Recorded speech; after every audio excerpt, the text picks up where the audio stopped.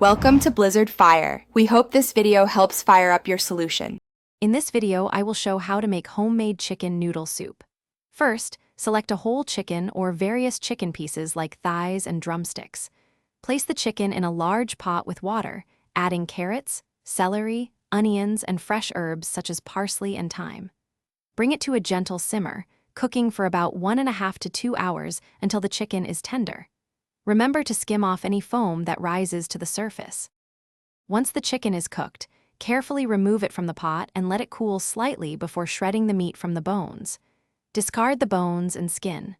Strain your flavorful broth through a fine mesh sieve to ensure a smooth, clear base for your soup.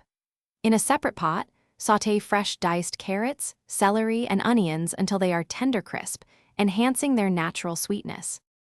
Now, combine your rich, strained broth with the sautéed vegetables and the shredded chicken.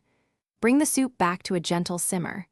Add your preferred egg noodles directly into the pot, cooking them according to package directions until they are perfectly al dente. This usually takes about 8 to 10 minutes. Finally, season generously with salt, freshly ground black pepper, and a sprinkle of fresh parsley. Your delicious homemade chicken noodle soup is now ready to enjoy. Ladle it into bowls and, if desired, garnish with a little extra fresh parsley or a small squeeze of lemon juice for brightness. For any leftovers, allow the soup to cool completely before transferring it to an airtight container.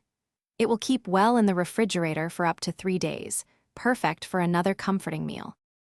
Thanks for watching. If you found this helpful, don't forget to like and subscribe.